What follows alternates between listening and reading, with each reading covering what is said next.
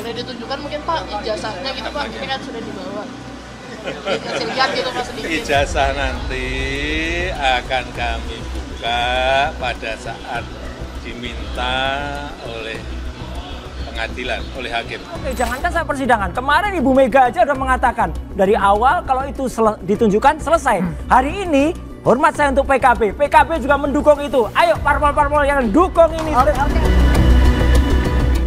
Sahabat Kompas TV, polemik ijazah mantan Presiden Joko Widodo masih menjadi topik perdebatan di masyarakat. Beberapa pihak masih mempertanyakan keaslian ijazah Pak Jokowi, sementara yang lain mendukung keabsahan ijazahnya, termasuk teman-teman Jokowi dan para pendukungnya. Dan Zoomcast kali ini sudah kedatangan mantan Kabareskrim Polri Susno Duaji. Selamat malam Pak Susno. Selamat malam para pemirsa sekalian, selamat malam Pak Haris. Ini kan banyak pihak, terutama Roy Suryo, Dr. Tiva yang menggaungkan untuk menunjukkan saja ijazah Pak Jokowi selesai perkara ini. Menurut Anda bagaimana, Pak? Ini kan perkara yang mudah, sesuatu yang tidak perlu menyita perhatian kita, kan gampang sekali. Hmm. Yang dihebohkan itu adalah sesuatu yang belum pernah dilihat, gitu. Yang dianalisa atau yang dikatakan palsu, yang apa itu kan adalah yang dia ada di media sosial, Hmm. yang ditayangkan di YouTube, tayangkan di Facebook, tayangkan di TikTok. Itu kan sumbernya dari mana, apakah itu asli apa tidak, apakah itu hasil editing, apakah itu hasil fotokopi, kita kan nggak tahu. Semua kan menganalisa barang itu kan. Nah, barang aslinya ada di yang berhak menerima ijazah. Yang berhak menerima ijazah Pak Jokowi, berarti ada di Pak Jokowi. Nah, pertanyaannya, ijazah Pak Jokowi itu asli apa tidak? Nah, untuk mengetahui asli apa tidak, kan gampang. Kenapa gampang? UGM kan masih ada. Dan UGM itu bukanlah sesuatu lembaga atau universitas kaleng-kaleng ya. Reputasinya sudah internasional, dapat dipercaya. Jadi kalau ada yang wah itu UGM kan nggak bisa dipercaya, nanti ada kerjasama. Nah itu namanya sudah asumsi. Kalau penegakan hukum nggak boleh pakai asumsi, tapi pakai bukti. Jadi UGM-nya masih ada, fakultasnya masih ada, rektornya ada, dekannya ada, walaupun berganti. Dosen yang ngajar, kalau betul Pak Jokowi kuliah di situ, saya kira masih ada yang hidup. Teman kuliahnya, kalau betul dia kuliah di situ, masih ada yang hidup. Dan saya yakin kalau betul Pak Jokowi itu kuliah di situ, mendaftar secara resmi pasti tercatat di buku Indo ya. Pada tahun berapa dia mulai daftar? Pasti ada berasal dari SMA mana, kelahiran mana, nama siapa, fotonya ada. Jadi yang harus dibuktikan itu adalah ijazah yang konon katanya berada pada Pak Jokowi, dipegang oleh Pak Jokowi. Itu asli apa tidak? Nah, yang harus dibuktikan apanya? Pertama, proses terbitnya ijazah itu asli benar apa enggak? Contohnya, jangan-jangan dia nggak kuliah tapi dapat ijazah. Atau ijazahnya itu ijazah orang lain ditempel foto Pak Jokowi. Nah, maka itu palsu. Walaupun ijazahnya asli, tapi bukan untuk Pak Jokowi yang presiden. Atau memang dia sama sekali nggak kuliah, sama sekali nggak pernah nerima ijazah dari UGM, dia buat sendiri. Ya buat sendiri bisa bantuan orang lain dan sebagainya. Ada kopi bahwa dia ya penyelundupan ya, pura-pura sarjana UGM. Nah, cara membuktikannya gimana? Ya, saya sebagai penyidik ya, saya nggak ninjau dari aspek politik, nggak meninjau dari aspek lain-lain. Selaku penyidik aja, saya 35 tahun jadi penyidik. Nggak perlu lab, laboratorium forensik digital. Itu bukan barang digital, itu kan barang manual, kan gampang. Ya, Terus gimana, gimana yang tuh Pak langkah-langkah yang biasanya dilakukan oleh penyidik? dilakukan adalah ada laporan bahwa Jokowi punya ijazah palsu. Oke, Iya.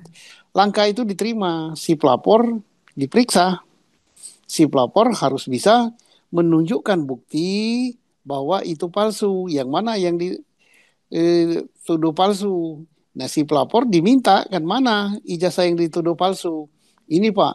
Nah, pasti saya yakin yang diajukan oleh pelapor itu bukanlah ijazah yang di tangan Pak Jokowi, Oh.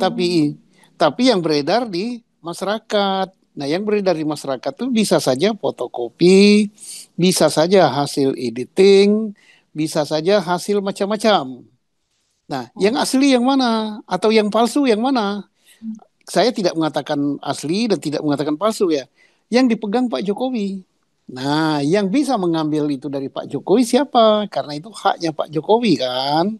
Hmm. Adalah penyidik, aparat penegak hukum. Setelah ada laporan itu, barulah diperiksa pelapor, kemudian ijazah yang ada pada Pak Jokowi diambil itu artinya diminta diserahkan dengan surat perintah penyitaan, berita acara penyitaan. Baru itu ijazahnya dikonfrontir ke yang mengeluarkan UGM.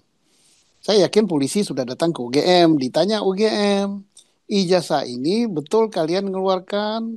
Dilihat oleh UGM, oh ya betul. Fakultas apa ini? Fakultas Kehutanan. Atas nama siapa? Jokowi. Dicek di buku Hmm. induknya, betul nggak dia terdaftar sebagai mahasiswa? Betul tidak dia kuliah? Ada nggak hasil ujiannya?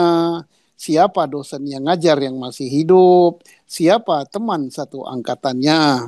Kemudian tamat Nah, apa tidak dia? Kalau itu sudah dicek semua, sudah nyatakan benar semua, sebenarnya sudah tuntas. Tapi untuk meyakinkan apa? Ijazah yang dipegang oleh Pak Jokowi hmm. itu dibandingkan dengan ijazah yang lain.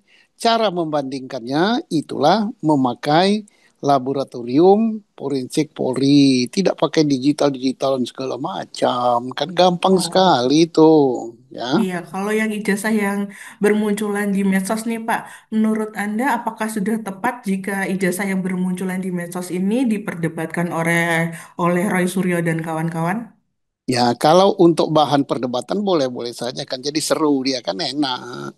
Kan ada bahan juga kita. Ada yang membicarakan kupingnya, ada yang bicarakan giginya, ada yang bicarakan capnya, ada yang bicarakan hurufnya Times New Roman ya.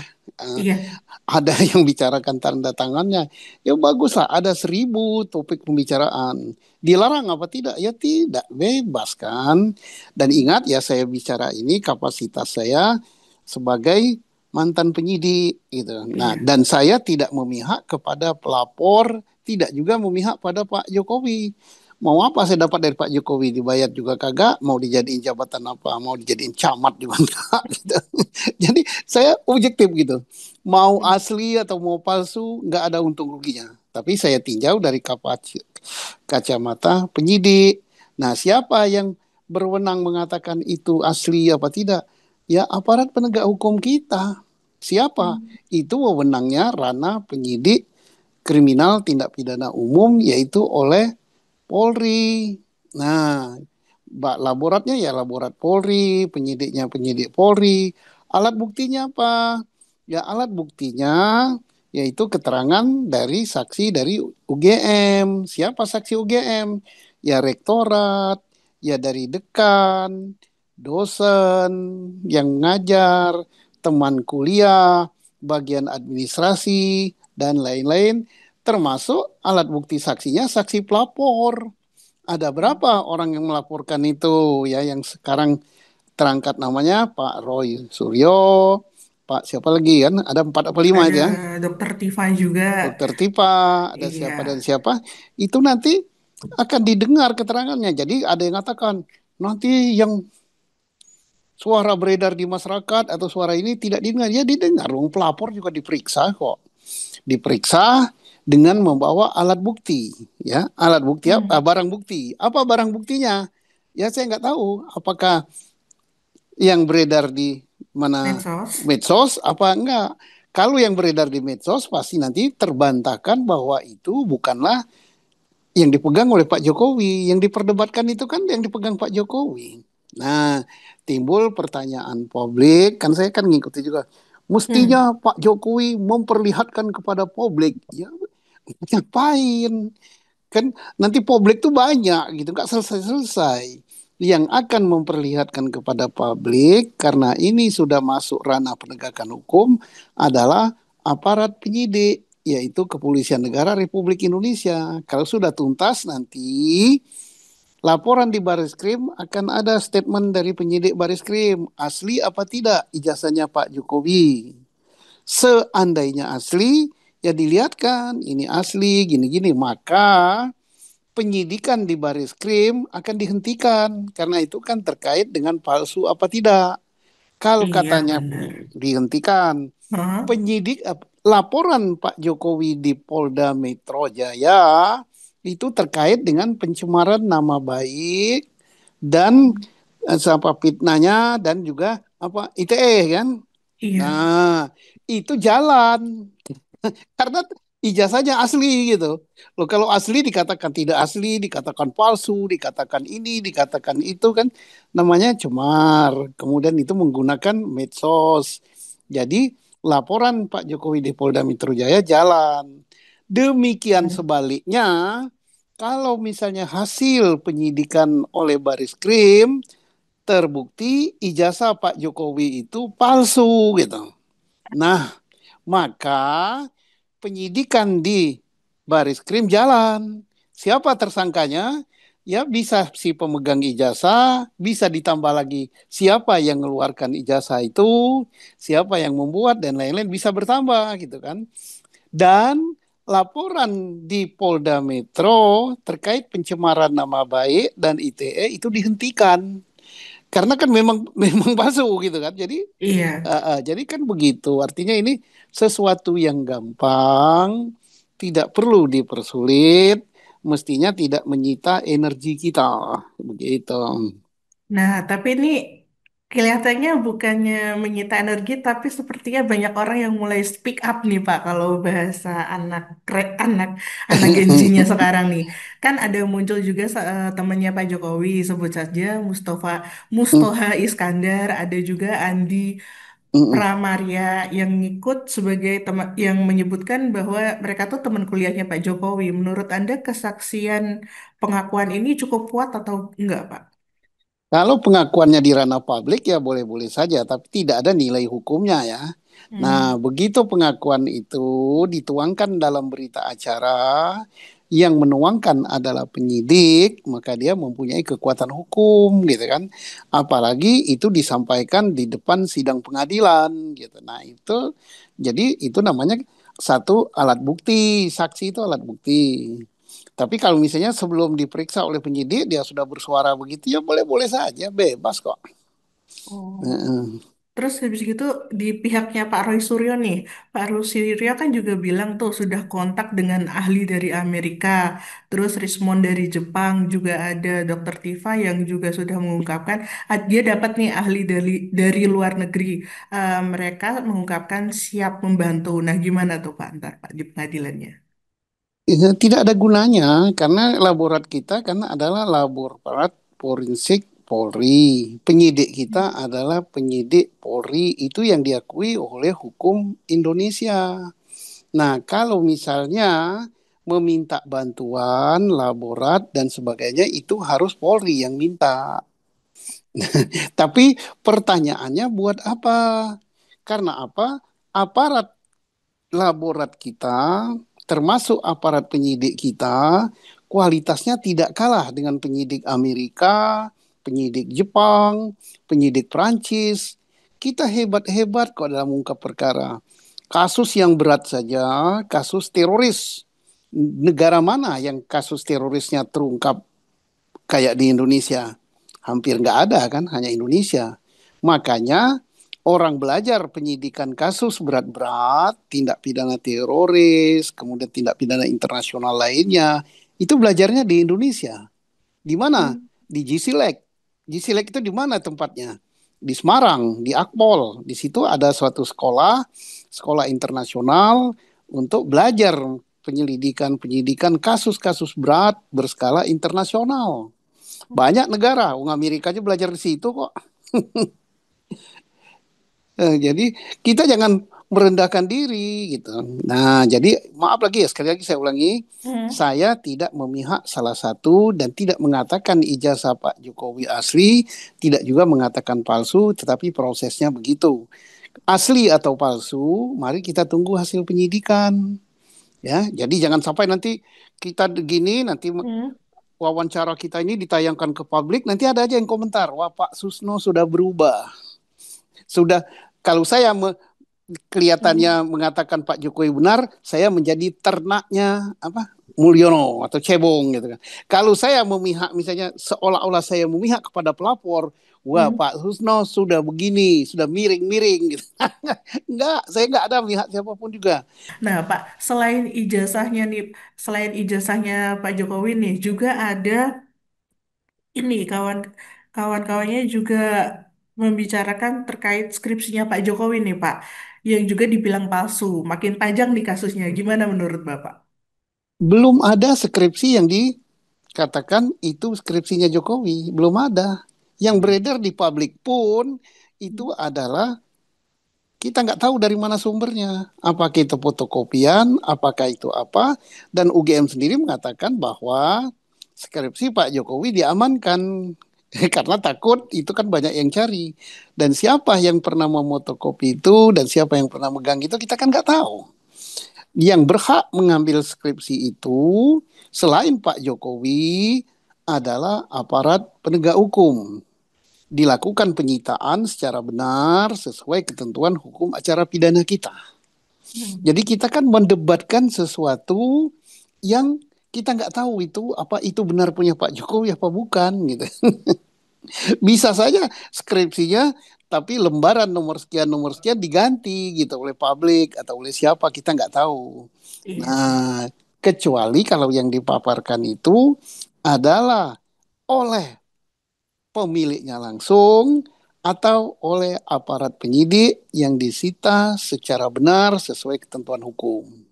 Nah, sedikit banyak berpengaruh ya, karena gugatan sekarang kan namanya aja gugat. Kalau gugat itu Hmm. terkait dengan masalah perdata kan, nanti akan dipersoalkan oleh pengadilan ya tentang apakah dia orang yang berwenang untuk menggugat apa tidak ya, beda dengan laporan pidana. Tapi jelas pengadilan tidak bisa menolak suatu perkara pasti diterima gitu, pasti disidangkan. Berpengaruh apa tidak? Ya mari kita lihat jalannya nanti. Pasti nanti UGM akan membawa sejumlah bukti gitu yang nantinya kan bisa dilihat gitu. Nah, bisa nanti Hmm. media mengikuti itu, bagus gitu. Dosennya Pak Jokowi juga tuh yang digugat oleh yang digugat itu gimana Pak menurut Bapak? Ya, itu sudah masuk ranah perdata. Ya sih, mereka harus jawab gitu kan. Kalau digugat ya hadir di persidangan, apa yang ditanyakan oleh pengadilan ya dijawab gitu. Nah, kita belum tahu apa materi gugatan. Jadi kita nanggapi terlalu banyak kan belum bisa. Hmm. Nah, materi gugatannya apa? Apa yang dirugikan mereka gitu kan. Kemudian menuntut apa? Kalau nggak salah kan sekian miliar ya yang dituntut itu. Hmm. Nanti kan harus bisa dibuktikan karena mereka yang buat dalil, mereka yang harus membuktikan bahwa betul kami minta ganti rugi sekian terkait dengan ijazah Pak Jokowi karena kerugian kami adalah ini. Nah, siapa yang menggugat dia yang harus membuktikan. Kita wait and see aja kayak apa gitu jalannya baru bisa kita komentari. Hmm. Oke, semoga eh, kasus ini cepat terang lah ya dan udah nggak ada lagi gugatan-gugatan dengan ijazah Pak Jokowi ya Pak ya. Ya kan cukup panjang ya sejak zaman 2000 berapa katanya ada. Wah, dulu kan yang Dua ribu dua puluh dipersoalkan dua kayaknya kan persoalan pertama. dipersoalkan kan ijazah SMA-nya, terus nanti Hmm. SMP-nya. Nanti Hmm. Jangan-jangan kalau ada S2-nya, ijazah S2-nya juga. Ya, artinya ini kita positive thinking aja ya. Positive Hmm. thinkingnya ini kan pembelajaran hukum untuk kita semua. Kalau kita mau mengatakan sesuatu itu asli atau palsu, maka kita harus bisa menghadirkan mana yang kita tuduh yang palsu. Oh ini ijazah ini palsu gitu. Kita kan tidak bisa mengatakan bahwa ijazah Pak Jokowi ini palsu, gini gini gini. Boleh saja mengatakan begitu, tapi kan dari segi bukti kan lemah. Karena apa? Ini kan yang ada di medsos. Nah, yang di Iya betul. medsos itu, apalagi zaman sekarang ya, Hmm. bisa saja itu hasil rekayasa, hasil editan, fotonya diganti, ininya diganti, dan sebagainya itu bisa. Maaf ya, sekali lagi maaf pada penggugat, bukan saya ingin melemahkan Anda.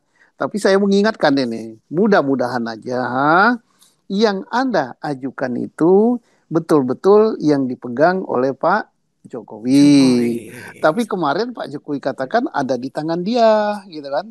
Dan Hmm. diserahkan kepada Polda, Hmm. dia lihatkan kepada Polda, Polda katakan, oke lah, yang ini kami sita, yaitu kopi yang sudah legalisir, Legalisir. yang aslinya dibawa pulang lagi, takutnya apa ya, takut hilang, atau takut dimakan tikus, atau apa.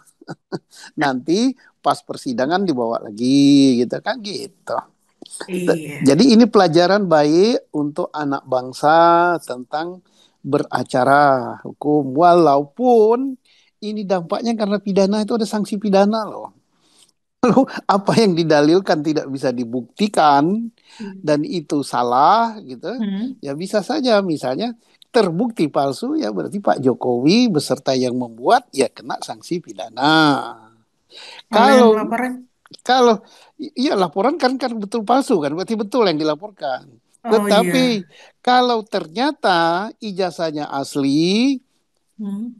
berarti yang rawan adalah siapa tersangka dalam tindak pidana pencemaran nama baik dan ITE gitu kan. Dia yang rawan ini. Bisa deg-degan gitu ya. Maaf saya nggak nakut ya. Saya juga tadi bicara Pak Jokowi bisa dihukum juga kalau palsu. Dan bukan hanya Pak Jokowi, termasuk yang ngetik, yang buat, perantara, itu bisa.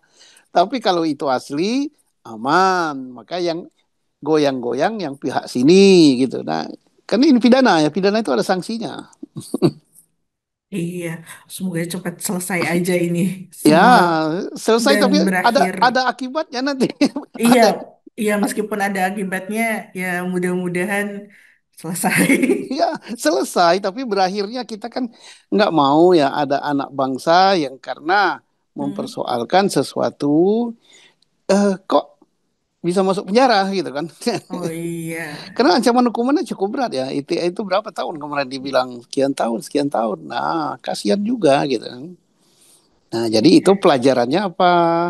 Kita petik pelajarannya bahwa kalau ingin mempersoalkan sesuatu, yakin betul bahwa yang dipersoalkan itu adalah sesuai dengan apa yang kita dalilkan.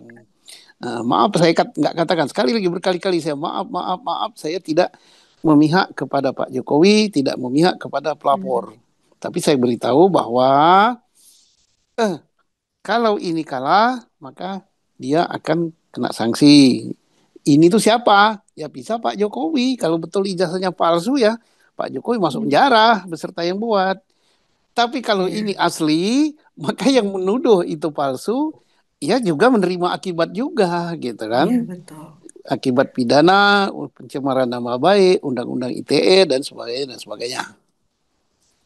Oke, itu dia sahabat Kompas TV obrolan kita bersama mantan Kabar Eskrim Polri Pasusno 2J. Untuk sahabat Kompas TV, jangan lupa untuk like, comment, and share channel YouTube-nya Kompas TV. Terima kasih, Iya, terima kasih. Selamat Wak. malam.